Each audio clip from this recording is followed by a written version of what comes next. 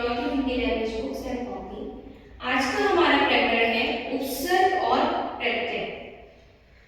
उपसर्ग, पहले इसका अर्थ आपको समझना होगा। उप का अर्थ होता है समीप और सर्ग का अर्थ होता है सृष्टि करना या बनाना, यानी किसी शब्द के समीप रहकर एक नए शब्द को सृष्टि करना, निर्माण करना या बनाना हिंदी व्याकरण में उपसर्ग कहलाता है।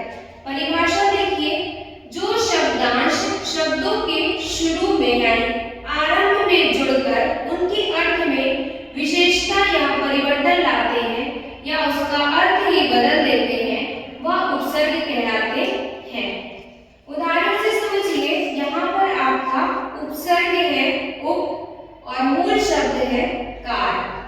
कार शब्द में आपने उपसर्ग जोड़ा, यानी ये शब्द है, इसके समीप एक शब्द आकर उसके अर्थ में परिवर्तन ला रहा है। कार शब्द में उपसर्ग जोड़ने से क्या बन गया? उपकार। तो ये हमारा क्या हो गया? उपसर्ग हो गया। उपसर्ग की परिभाषा समझ में आ गई सबको कि वह शब्दांश जो शब्द के शुरू में जुड़कर उनके अर्थ में विशेषता या परिवर्तन लाते हैं, वही उपसर्ग कहलाते हैं। जैसे पर मूल शब्द है, इसमें आपने अन उपसर्ग जोड़ा तो इसके अर्थ में विशेषता आ गई, इसका अर्थ बदल गया, अर्थ ही परिवर्तित हो गया। कहाँ पर शब्द था, लेकिन पर शब्द में अन उपसर्ग जोड़ने से अनपढ़ हो गया, इसका अर्थ ही बदल गया।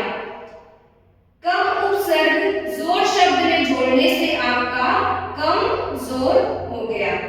आई होप आपको उपसर्ग समझ में आ गया होगा। दूसरा है हमारा प्रत्यय।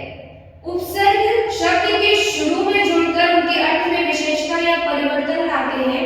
प्रत्यय इसका अपोजिट होता है, ठीक उल्टा होता है।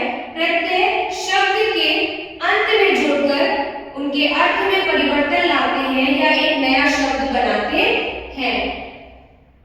वो शब्दांश जो किसी शब्द के अंत में जुड़कर एक नया शब्द बनाता है तथा उसके अर्थ को बदल देता है, हिंदी व्याकरण में क्या कहलाता है स्टूडेंट्स?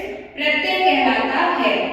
उदाहरण से समझिए, मूल शब्द है आपका नाटक, इसमें आपने कार प्रत्यय जोड़ा तो एक नया शब्द बन गया नाटक कार। नाटक शब्द का अर्थ ही बदल गया, कार प्रत्यय जोड़ने से नाटक कार हो गया। दूसरा है हमारा अपना, इसमें आपने पन प्रत्यय जोड़ा तो इसका अर्थ बदलकर क्या हो गया? अपना पन। तो वो शब्दांश जो किसी शब्द के अंत में जुड़कर एक नया शब्द बनाते हैं या उसके अर्थ को बदल देते हैं, वो क्या कहलाते हैं? प्रत्यय कहलाते हैं। सुगंध शब्द है, सुगंध में आपने एक प्रत्यय जोड़ा तो आपका क्या शब्द बन गया? सुगंधित। सुगंध शब्द में एक प्रत्यय जोड़ने से एक नया शब्द बना क्या? सुगंधित। आई होप आपको उपसर्ग और प्रत्यय समझ में आ गया होगा। उपसर्ग शब्द के आरंभ में जुड़ते हैं और प्रत्यय शब्द के अंत में जुड़ते हैं।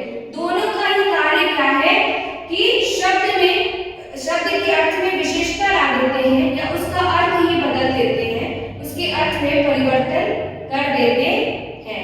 ओके स्टूडेंट्स, उपसर्ग प्रत्यय मैं आपको पिछली कक्षा में भी पढ़ा चुकी हूँ। तो आप अपनी हिंदी व्याकरण की बुक और कॉपी लेकर बैठे हैं।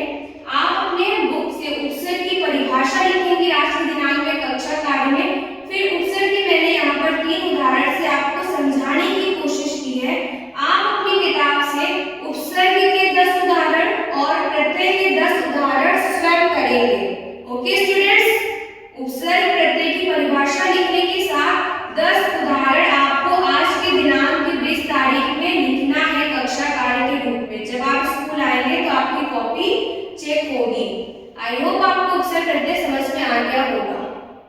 ओके स्टूडेंट्स, तो ये तो है आपका कक्षा कार्य की उपसर्ग और प्रत्यय की परिभाषा के साथ आपको 10-10 उदाहरण भी लिखना है, जैसे मैंने आपको 3 उदाहरण लिख के बताए हैं समझाने के लिए।